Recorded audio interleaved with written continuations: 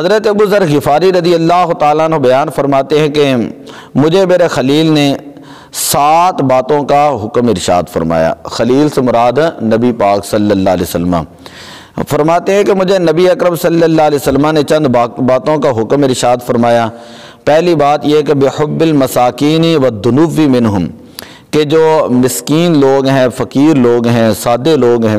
ان کے ساتھ محبت کی جائے اور ان کا قرب اختیار کیا جائے۔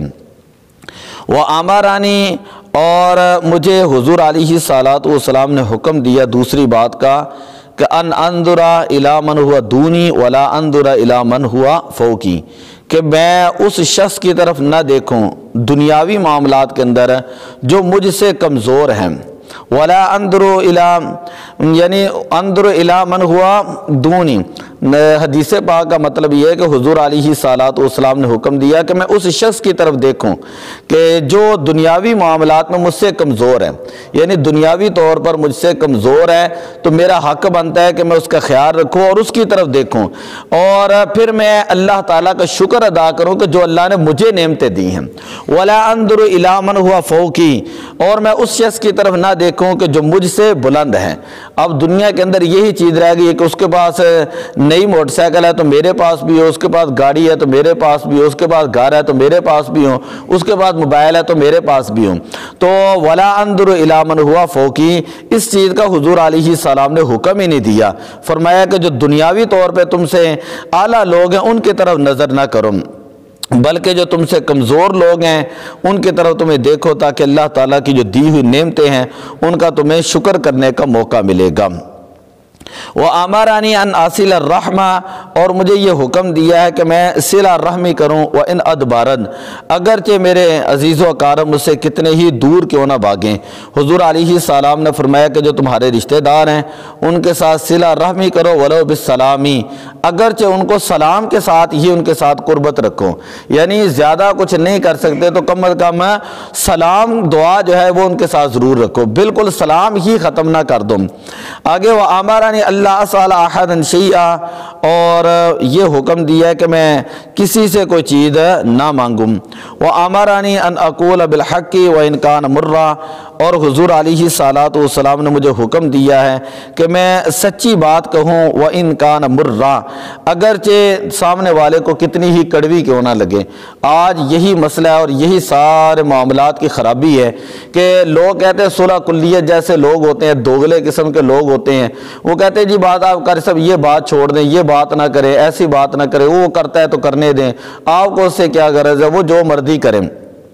تو یہ دوغلا پالیسی ہوتی ہے۔ اگر پڑھا ہے تو پڑھا کس لیے، اگر قرآن آتا ہے تو کس لیے آتا ہے، اگر یعنی سارا کچھ پڑھنے کے باوجود بھی یہی دیکھنا ہے کہ وہ بندہ جاہل ہے، ایک بندہ جہالت کا اظہار کر رہا ہے اور وہ غلط عقیدے رکھ رہا ہے، تو اس سے بات بھی نہ کریں تو پھر پڑھنے کا فائدہ کیا ہے۔ میں کل ایک حدیث پڑھ رہا تھا، حضرت علی المرتضیٰ غالباً ان کے راوی ہیں، آپ فرماتے ہیں کہ، اور علامہ اقبال نے بھی کلیات اقبال کے اندر بھی اس کو کہا کہ وہ علم احرار کے حق کے اندر زہر ہوتا ہے کہ جس علم کا مقصد جو ہے انسان کا صرف 2 وقت کی روٹی ہوتا ہے۔ تو انسان کو اللہ تعالیٰ نے آزاد بنایا ہے، اس کے بڑے وسیع جو ہے اس کے کام ہیں اور معاملات ہیں۔ اب یہ مطلب نہیں ہے کہ بندہ کسی کی داڑھی دے کر یا کسی کا روب دے کر، کسی کا پیسہ دے کر، کسی کی آل اولاد دے کر، طاقت دے کر بندہ کہے کہ یہ صحیح مسئلہ ہے تو چلو میں اس کو دبا دوں۔ یہ تو قرآن پاک پڑھ کر دیکھے، جس کو قرآن آتا ہے نا اس کو پتہ ہے کہ یہ یہودیوں کے کام تھے، ایسا عمل کرنا یہودیوں کا کام تھا۔ ان کو پتہ تھا کہ نبی پاک صلی اللہ علیہ وسلم کے اندر یہ نشانیاں ہیں، اور قرآن کہتا ہے یعرفونہ کما یعرفون ابناءہم، وہ نبی پاک صلی اللہ علیہ وسلم کو ایسے پہچانتے تھے جیسے وہ لوگ اپنے بیٹوں کو پہچانتے، جس طرح باپ کو بیٹے کی ہر نشانی کا پتہ ہوتا ہے نا، اس کی عادات کا پتہ ہوتا ہے، اسی طرح یہودیوں کو پتہ تھا کہ نبی پاک آخری نبی ہیں،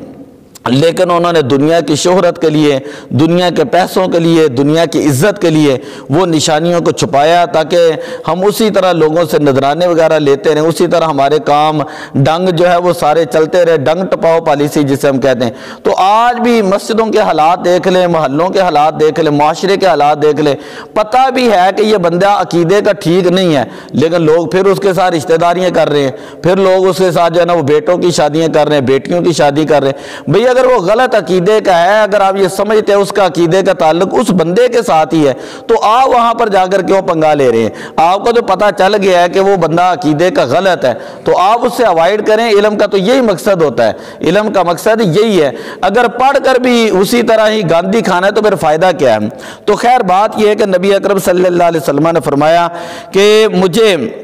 نبی پاک صلی اللہ علیہ وسلم نے فرمایا ان اقول بالحق وان کان مرا،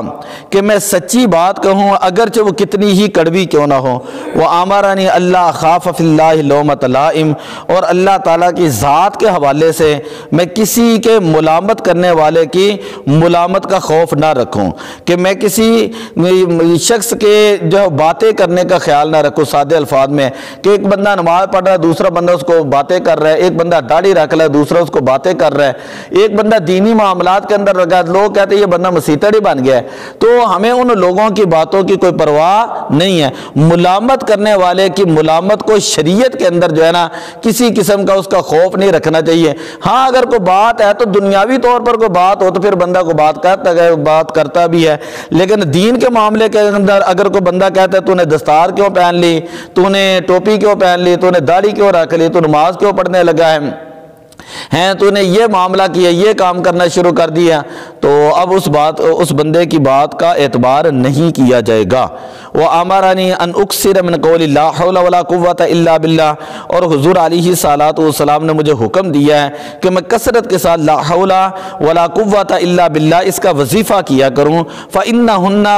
مِنْ كَنْزٍ تَحْتَ الْعَرْشِ، پھر حضور علیہ الصلوۃ والسلام نے ارشاد فرمایا کہ یہ چیز جو ہے، یہ کلمات، یہ جو کلمات سارے آج حدیث کے اندر پڑھے گئے ہیں، حضور علیہ الصلوۃ والسلام نے فرمایا کہ یہ عرش کے خزانے میں سے ہے، عرش کے نیچے خزانے میں سے، اور ایک حدیث کے اندر ہے کہ یہ جنت کے خزانوں میں سے خزانے ہیں، کہ اگر کوئی بندہ ان باتوں کے اوپر عمل کرے گا۔ دعا اللہ تعالیٰ عمل کی توفیق عطا فرمائے۔ الصلاۃ والسلام علیک یا رسول اللہ وعلی آلک واصحابک یا حبیب اللہ۔